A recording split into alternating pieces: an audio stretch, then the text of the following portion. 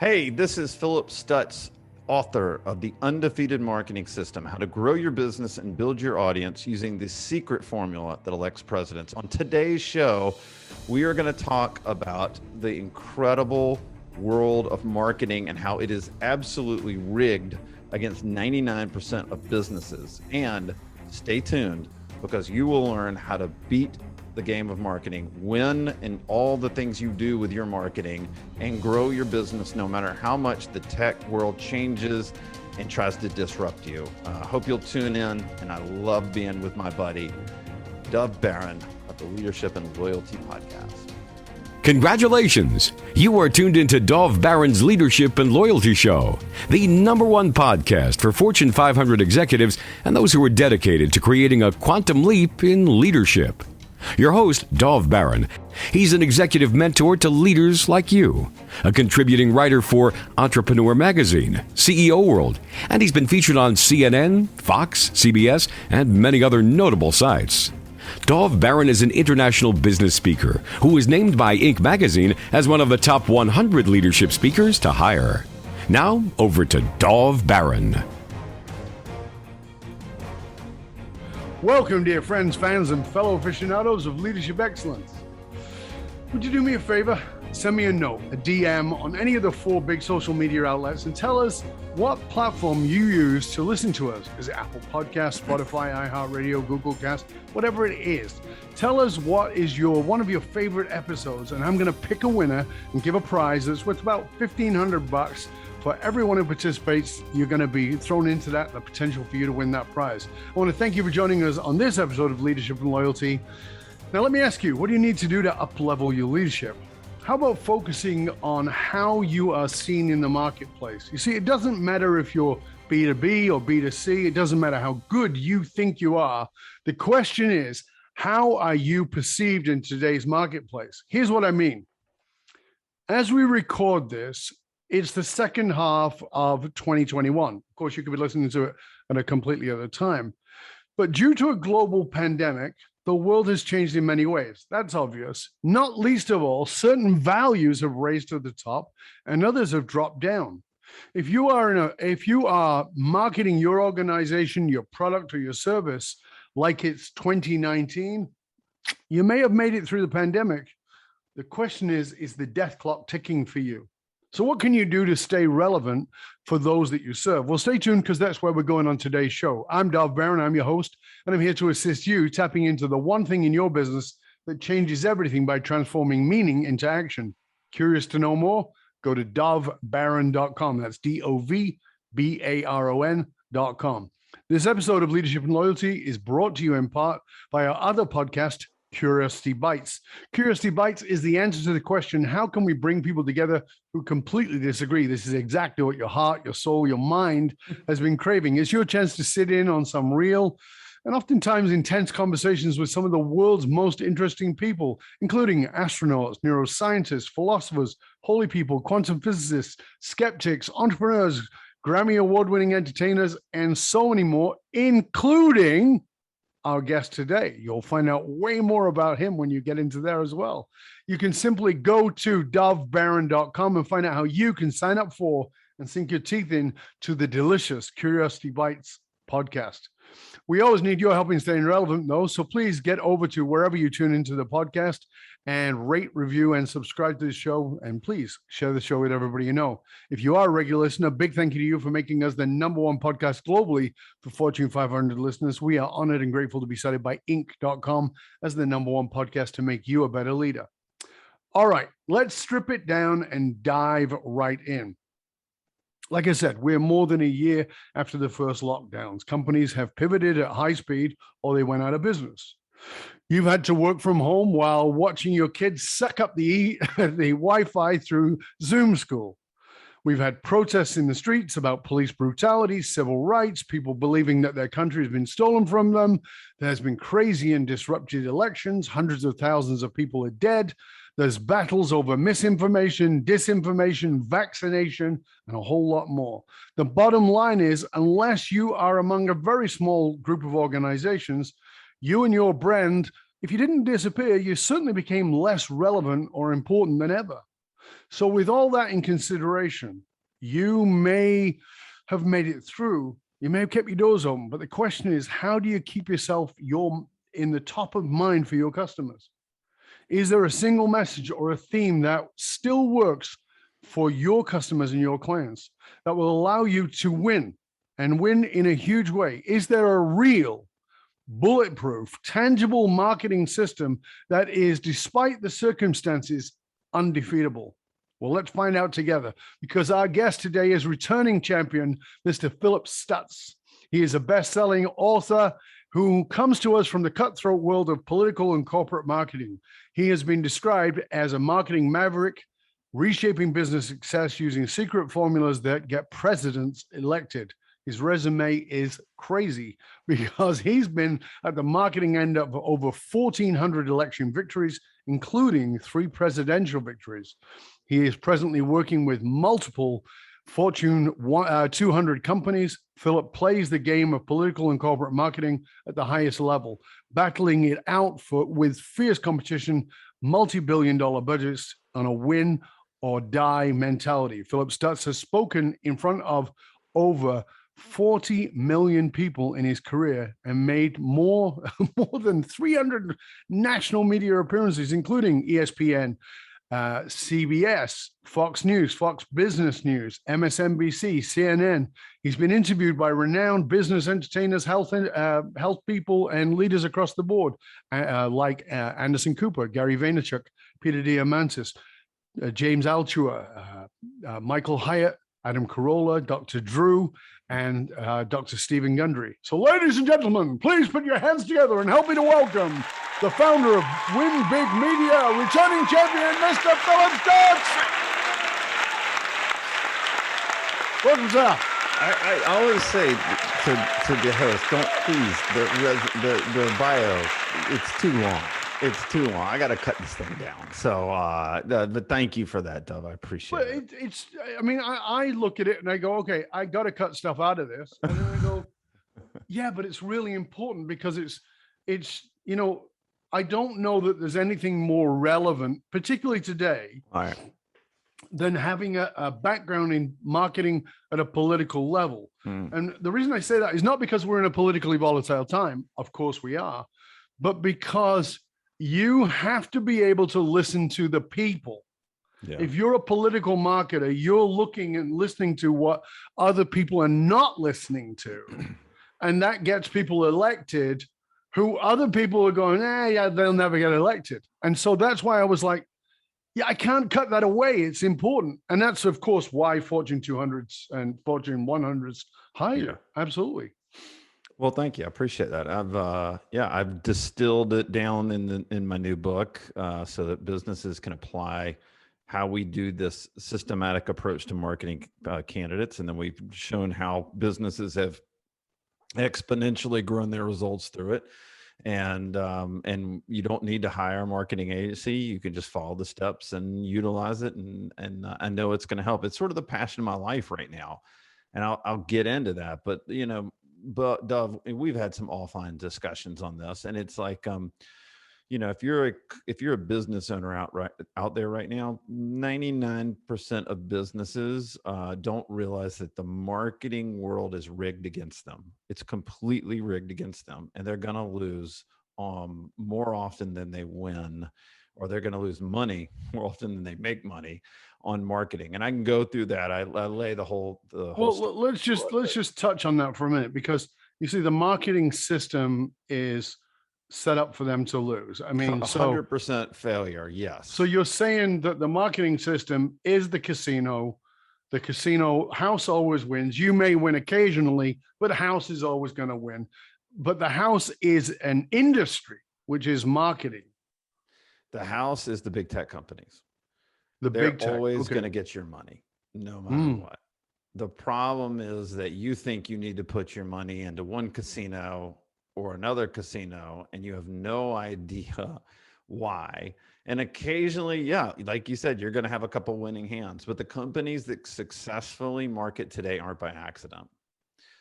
That's fascinating. They use a systematic approach. They don't treat their marketing as a hobby. but as a professional systematic application. And the reason that the Fortune 200 companies are now applying the principles behind what I wrote about in the book, the Undefeated Marketing System, is that they're the ones that are always winning.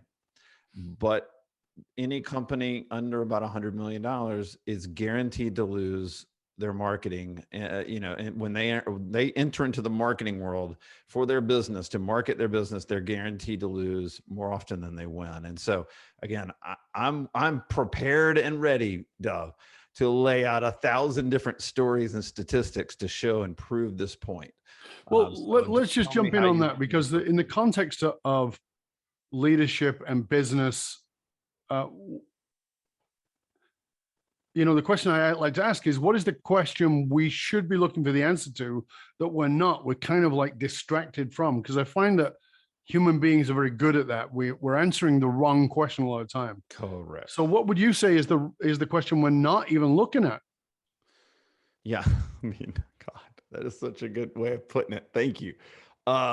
It's the first thing is, what do your customers really want and where are they? That's the first question I would ask anything. And it seems obvious, and so many business owners are like, oh yeah, I know exactly where my customers are. And I know exactly what they think. I can guarantee you really actually don't. And let me just take one step back and give you this. Sure. Today, Forbes has a statistic out there that we are seeing 10,000 ads a day, online and offline, up to 10,000 ads a day. Wow. So if you're selling shoes, you're not competing against other shoe companies. You're competing against sunglasses companies, stapler companies, hair care product companies, clothing companies. You're competing against 10,000 other companies a day. You're competing online. Against distraction. That's exactly it. And Right. the only way to break through that wall of distraction is to understand your customers or clients. It could be B2B or B2C, in a way that your competition never will. And you will dominate the market. And so, let me give you two quick stories Sure. that are going to blow your mind.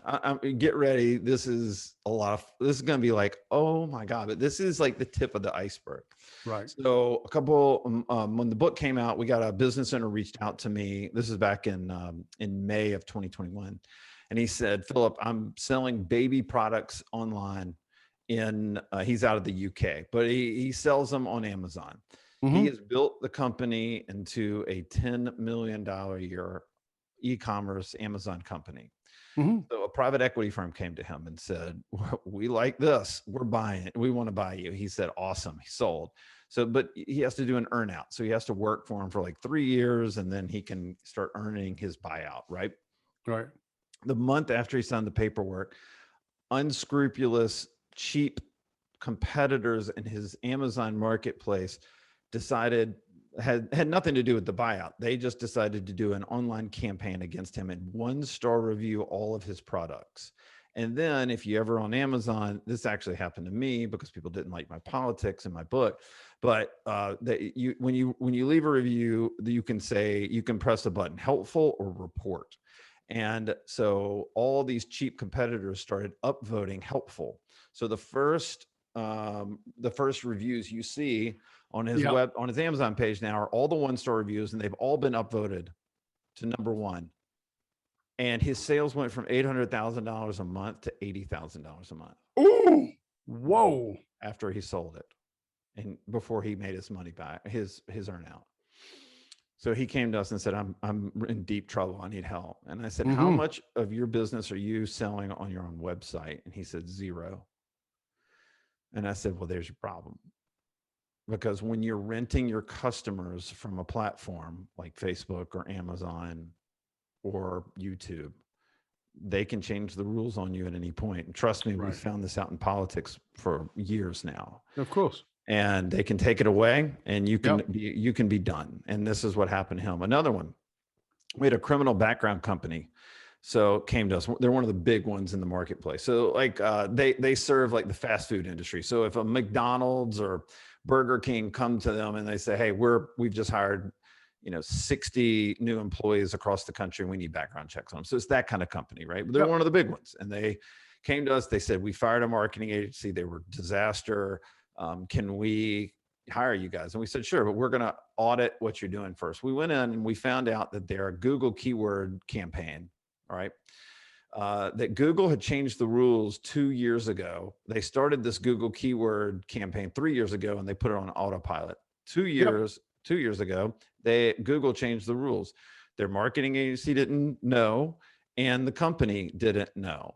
And they had been bidding against their own keywords and bidding up their own keywords for 2 years, and they were wasting $10,000 a month bidding against themselves. And the reason I tell you those two stories is because when the baby toy company reached out to Amazon, he said the only person I could get was someone out of India, and the guy said nothing I can do about it. Nope. And Google was like, well, we sent you an alert 2 years ago. Sorry. And what my point is this, like, if you don't understand that the rules change constantly, and there are nefarious characters in the marketplace. And if you don't have a deep connect, the reason I love coming on your shows is because you are the real deal and a very authentic human being, which is why I love your soul. I mean that. Thank you, sir. But the reason that is so important to tell what I'm about to say is because you get this. Because too many people today go, well, I don't know. I just ran a bunch of Facebook ads and then nothing worked and I don't know why. And it's like, well, that's because you don't care about what the customer wants or the client wants. You just threw something against the wall, and because everybody said, run a bunch of Facebook ads, and you did it. And that's not the way it works. And by the way, Facebook now, because of the iOS update, their targeting is atrocious. Everybody's campaigns across the country right now, or the world, are having horrific ad campaigns on Facebook. Yep. And they go, I don't understand. My Facebook ads work. Well, yeah, they changed. Like, the targeting is not as good as it used to be. And not only that, because of all of the last 5 years of what's gone on in the political world in America, people have stopped trusting Facebook to buy things.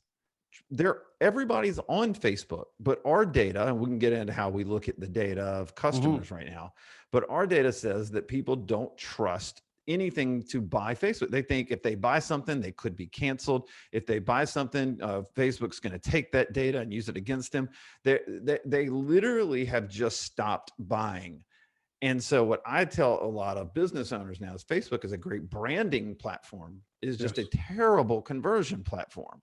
Right. So we need to figure out where people are buying, and you need to, goes back to your original question. Where are your customers and what do they want besides your product or service? And then deliver an empathetic marketing message that helps them say, those people understand me, they get me. And by the way, I spend all my time on Pinterest, and oh my God, I can buy this on Pinterest now. And so that's the whole point of what I'm trying to get across. So that is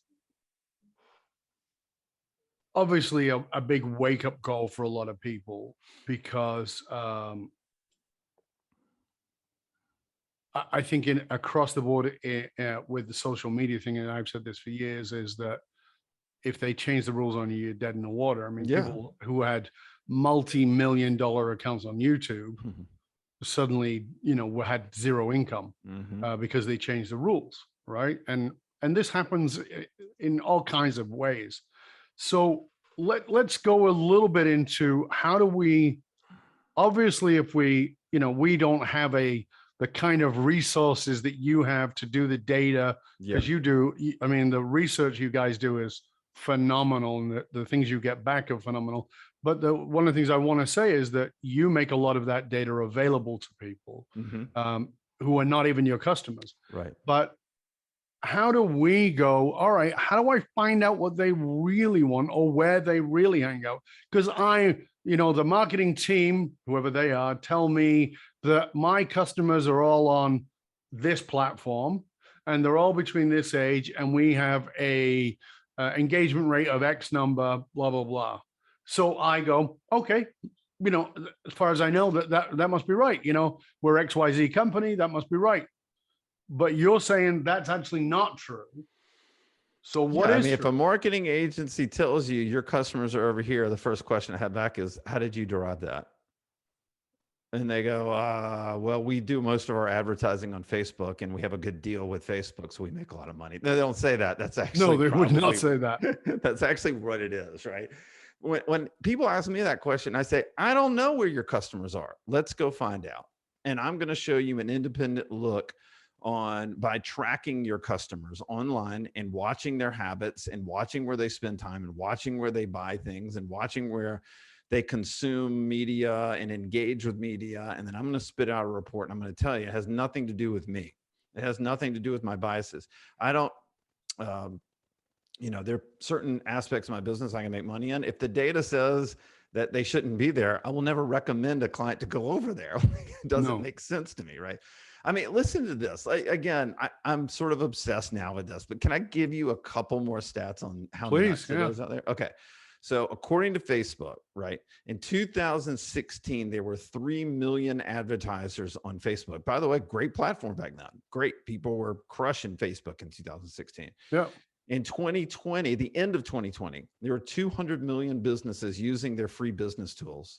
200 million from 3 million a couple years ago. And there were 10 million advertisers. So you get 210 million people using their business tools as opposed to about 3 million back in 2016. Mm-hmm. And Facebook was making $8 billion in advertising back in 2015.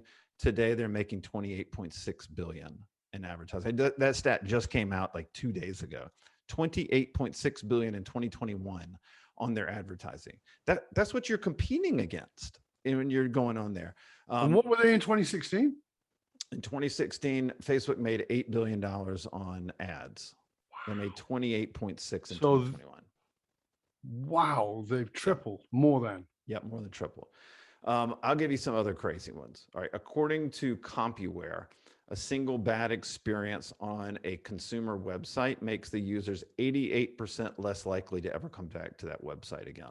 So many times brands, companies go, let's start with brand first, right? I hear this all the time. Mm-hmm. Well, what if you make a brand that your customers don't care about? Or you have messaging on your website that doesn't resonate with them, or you put, all these products and you're like, but these are the products we sell. Like, let me tell you this crazy story. So we work with a food company in their organic, grain-free food company. So they said, Philip, our customers are 63% men. And we said, okay. This is what they told us when they came to us. We said, okay. And I said, well, let's go find out, what they care about and all that stuff. He said, okay. So I said, but let's do two things. Let's overlay your customer list online and track their movements, but let's also put a pixel on your website. So if I can put a pixel on your website, then I can track anybody that comes to your website and track their movements online. So then I can see the differences between the people that are already customers and the people coming to the website that aren't customers. Yes. 69% of the website visitors were women. 63% of his customers were men, which meant that women came to the website and they go, doesn't speak to me. The men came to the website and said, speaks to me, and they bought. Right. Now we know the gap. Now we know that women are actually his marketplace, and he had no clue of that. He always thought it was men because men bought the product. But when women came to the brand, when they came to the website and they wanted to learn more, it didn't speak to them. So that's fundamental That's the marketing argument, though, isn't it? I mean, the marketing argument, because I hear this all the time. Yeah. The marketing argument, because I've had this argument, is, oh, well, your numbers are up on your website visitors. Great. But my conversions aren't. Correct. Right. So when you want to know why that is. Yeah. So, it's like, hold on a second. So, you're telling me I've got all these people following me on LinkedIn, on Facebook, on whatever it might be. Right. And you've got a certain amount of traffic that's coming to the website, but that conversion is terrible. So what's the problem here? Oh, it's your copy. Okay, it's my copy. I get that. I'm going to own that. Could be my copy. But something's amiss, and nobody seems to be able to answer that. Right. And it's, well, we need to spend more money on Facebook ads. So we need to spend money on LinkedIn ads or Twitter ads or whatever it might be. So that's part of the challenge. And the other part of the challenge is, for me, is where I go is not necessarily where I go for reference to buy. What I mean by that is I find Instagram interesting to scroll through when I've got nothing to do. It's cool. Right. And I find cool little videos and it's neat. At the same time, I've never bought anything related to Instagram. I would never buy anything on Facebook. I've never really seen anybody selling me anything on LinkedIn. So Well, LinkedIn's a terrible advertising platform for conversions. It's just a terrible platform. Yeah, and it's the most expensive one. Right. Right. But it is where my clients are more likely to be, or my ideal customer is likely to be. So, that's what I feel like, Philip. I feel like we're all juggling so many plates and we don't know what to do. And we're looking at people in the world of marketing going, okay, you're the expert, you tell me. Yeah. And then there's no results. Oh, the results suck. Right. So we just helped a company. They're this is kind of an on-demand pool company. Think about that. Pool. Yeah. How cool is this?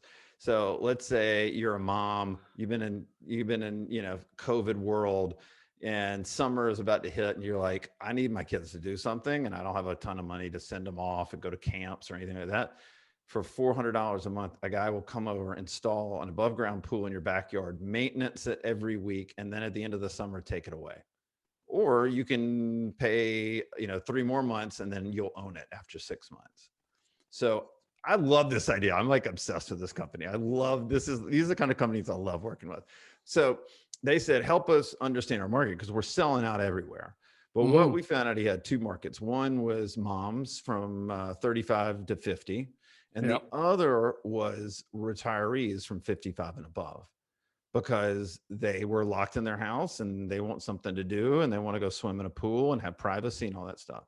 So when we looked through their data, we can talk about how we look at all the data, but we looked at their data, we found out that the 55 and older were regular radio listeners, and they wanted to receive their marketing through direct mail. And they were on Facebook, but that's not a conversion platform.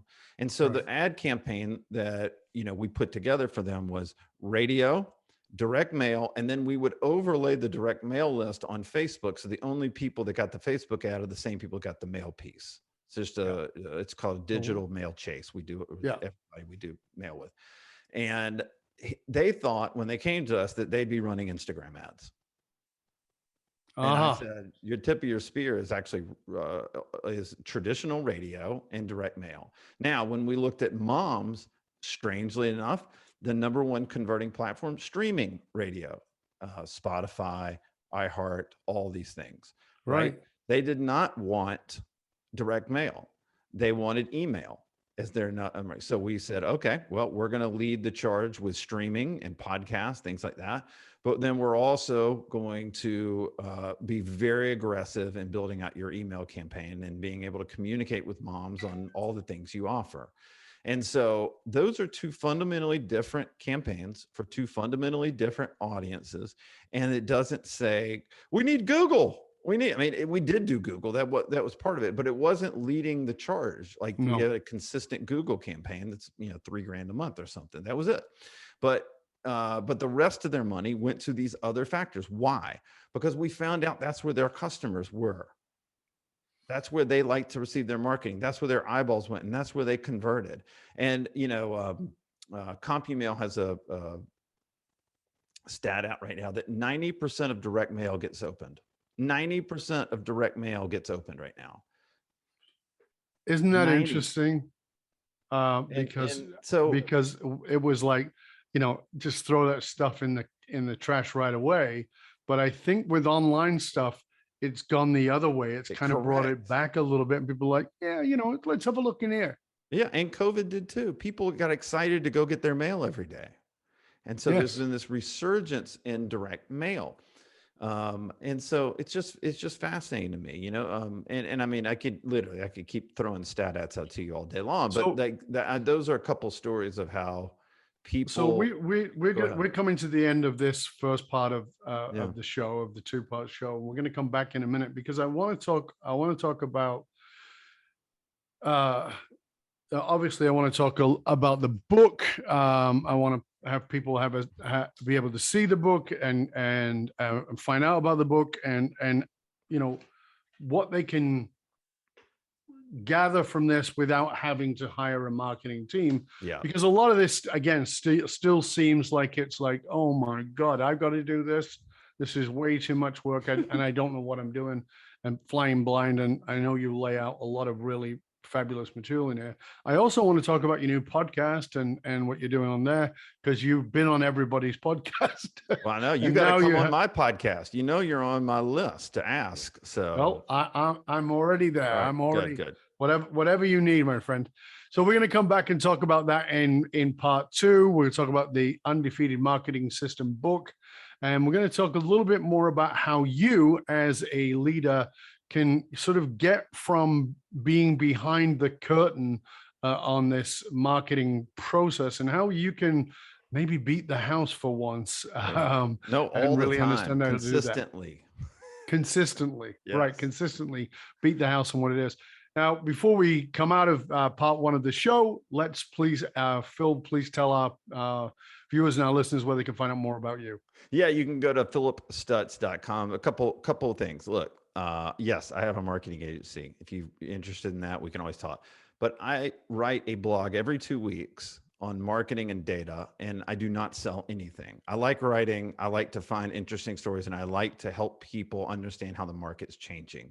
So you can subscribe there. Like you said, I have a podcast. It's free. It's Undefeated Marketing Podcast. And you can check that out. And obviously you can buy my book, which is, $8-10. So for $8 or $10, you can get all of this information, learn how to do this system and implement it. And then ultimately, if you're really interested in knowing what your data and your company customer list looks like, you can go to philipstutz.com/insights. And my team does a 30-minute call with you to walk through what data you have, how would it look in our systematic approach, and then you can kind of figure out if you can do it on your own or if you want to hire us. Fabulous. Thank you, Philip. Really appreciate it. Thanks for you being with us for part 1 of the show. Again, we're going to come back for part 2 of the show of our delicious conversation with Philip Stutz. So stay curious, my friend. Stay curious about how you can beat the house when it comes to marketing consistently. Stay curious, my friends. Stay curious. We'll see you in 1 click.